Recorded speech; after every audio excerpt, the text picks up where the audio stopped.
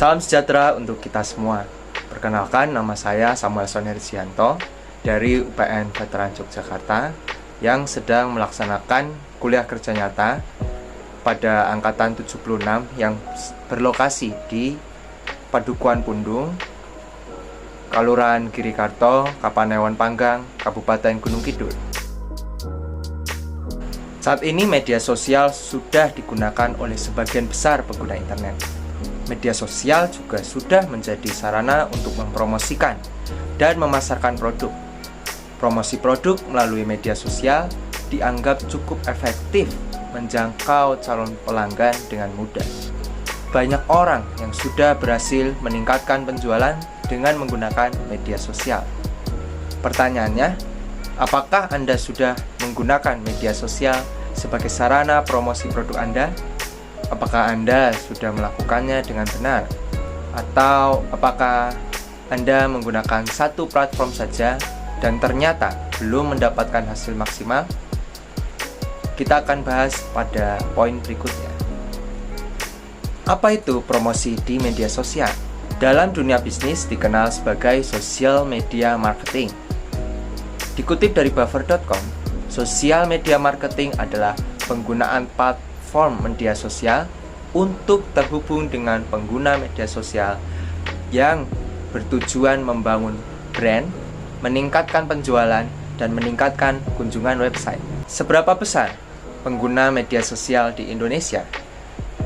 Dikutip dari riset yang dilakukan oleh Hootsuite dan We Are Social menunjukkan bahwa per Januari 2021 sekitar 170 juta orang di Indonesia menggunakan sosial media. Itu setara dengan 61,8% populasi di Indonesia merupakan pengguna sosial media. Untuk penggunaan media sosial yang banyak digunakan oleh pengguna sosial media tadi, yang pertama yaitu YouTube, lalu WhatsApp, Instagram, Facebook, dan Twitter. Lalu apa sih manfaat promosi di media sosial? Manfaat pertama dari promosi di media sosial yaitu meningkatkan traffic atau kunjungan. Social media marketing menjadi jembatan bagi kunjungan baru ke website atau media sosial Anda. Anda hanya tinggal memasukkan link website atau media sosial Anda pada deskripsi, sehingga orang-orang yang mengkliknya akan langsung diarahkan ke website atau sosial media Anda. Apalagi jika postingan Anda memang menarik dan bermanfaat, dijamin pasti banyak orang akan membagikan postingan tersebut, sehingga traffic atau kunjungan yang datang ke website atau media sosial Anda juga lebih banyak. Manfaat kedua dari promosi di media sosial yaitu meningkatkan konversi pembelian. Mereka yang sudah tertarik dengan produk Anda mungkin saja tidak langsung membeli karena bisa jadi mereka belum membutuhkan atau belum siap untuk membeli dan alasan-alasan yang lain.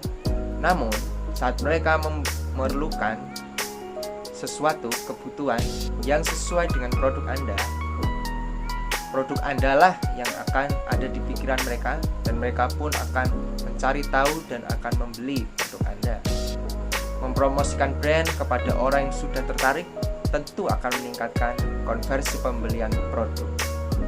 Manfaat ketiga yaitu membangun brand awareness. Brand awareness artinya kesadaran tentang suatu merek atau brand tertentu. Fase branding harus dilewati dan dijalankan dengan perencanaan konten yang matang. Anda harus menonjolkan faktor atau keunikan sebagai alasan bahwa produk Anda berbeda dari produk-produk lainnya. Manfaat keempat yaitu meningkatkan komunikasi dengan audiens maupun pelanggan.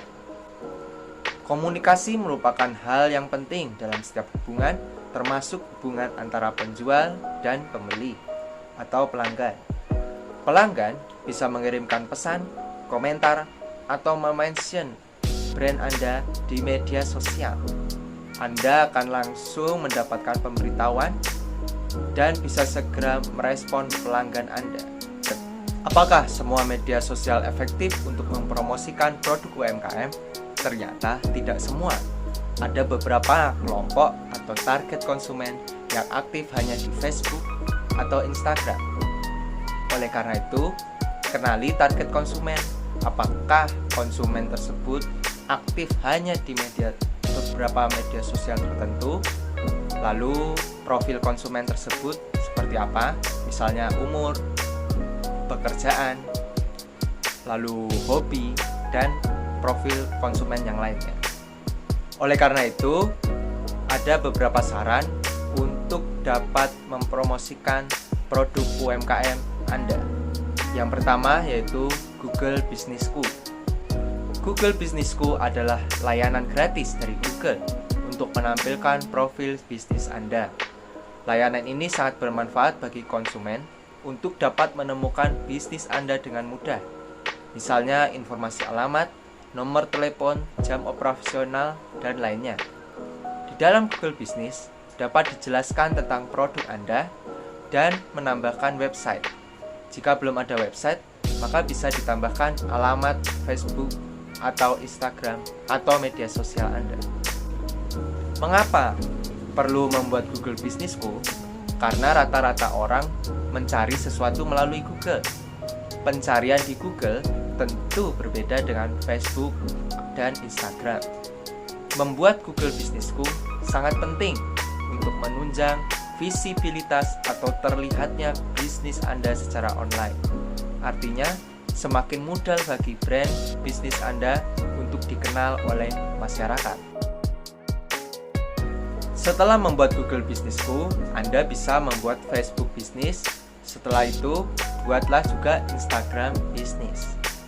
Dalam media sosial, jangan selalu hard selling atau selalu kontennya itu jualan terus, karena orang akan jenuh melihat media sosial Anda. Selain berjualan, sediakan juga konten tutorial atau informasi yang berhubungan dengan produk Anda.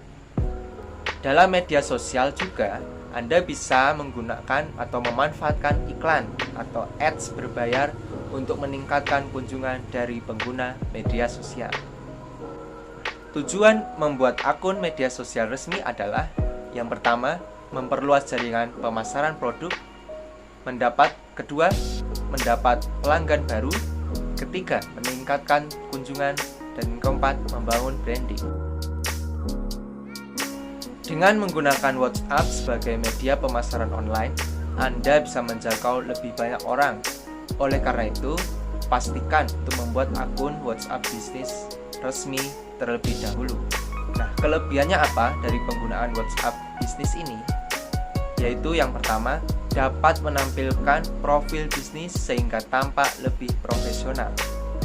Tentu berbeda dengan WhatsApp pribadi. Lalu yang kedua, memiliki fitur katalog yang berguna untuk memajang produk.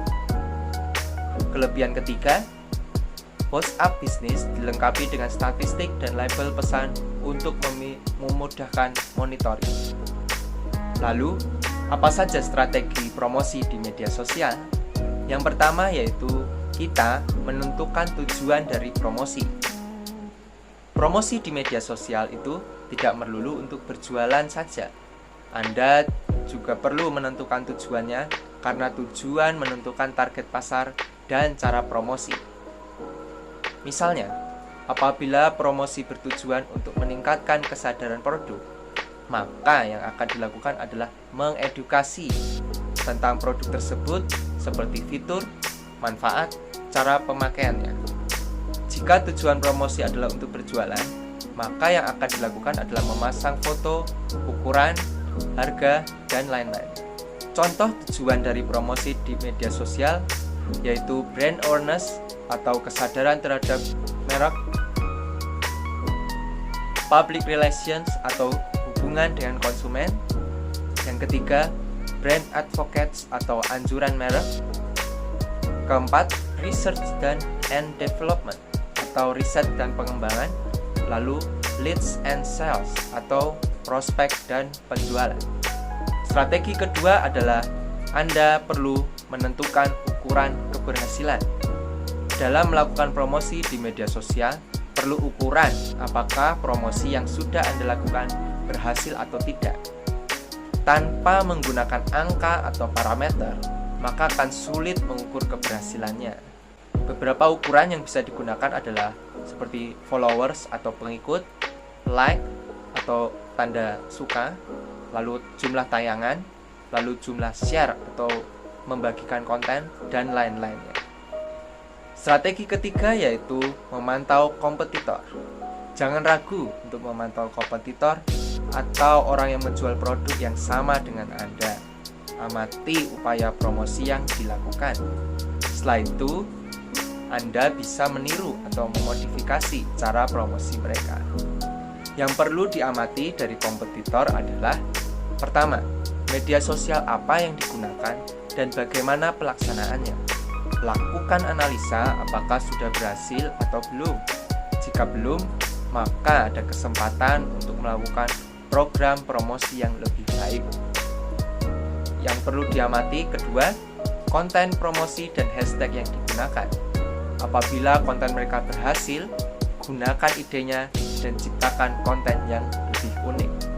Strategi yang berikutnya yaitu membuat konten yang relevan dan menarik.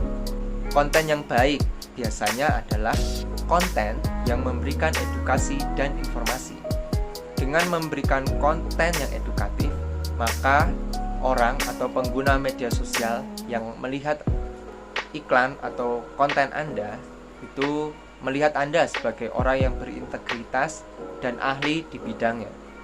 Jika mereka ada kebutuhan, maka mereka akan terpikirkan untuk membeli produk Anda. Sebagai petunjuk, ada beberapa hal yang membuat orang tidak tertarik pada produk Anda. Yang pertama, terlalu banyak konten promosi, tidak sesuai kebutuhan calon konsumen, terlalu sering atau jarang posting, memakai jargon yang tidak sesuai atau istilah yang asing, tidak menjawab pesan atau komentar. Strategi berikutnya yaitu perlu menjadwalkan waktu posting. Tidak ada rumus pasti kapan waktu posting yang paling ramai, karena setiap media sosial memiliki tren yang berbeda. Setiap produk bisnis juga memiliki tren waktu yang berbeda juga. Jam posting harus disesuaikan dengan jam aktif followers, agar konten Anda muncul ketika followers Anda sedang menggunakan media sosial atau sedang online. Cara untuk mengetahui frekuensi dan waktu posting adalah dengan terus melakukan eksperimen. Cobalah untuk membagikan konten dengan frekuensi dan waktu yang berbeda selama periode waktu tertentu, dan memantau manakah yang memiliki performa yang baik. Setelah Anda melakukan penelitian atau eksperimen, maka rencanakan jadwal atau kalender konten produk UMKM Anda. Strategi yang terakhir yaitu selalu melakukan evaluasi, karena tidak ada strategi yang selalu manjur dalam pelaksanaannya, karena media sosial pun dinamis. Oleh karena itu, Anda perlu mengevaluasi setiap konten. Evaluasi apakah strategi tertentu harus ditingkatkan, dipertahankan, atau ditinggalkan. Cari strategi kembali sampai menemukan sebuah pola. Ketika sudah menemukan pola upload konten atau pembuatan konten, maka Anda tinggal mengulang-ulang dan meningkatkan kualitasnya. Demikian materi edukasi yang sudah saya bagikan. Apabila ada kekurangan dan kesalahan, saya meminta maaf. Atas perhatian dan kerjasama Bapak Ibu Saudara, saya mengucapkan terima kasih dan sampai jumpa.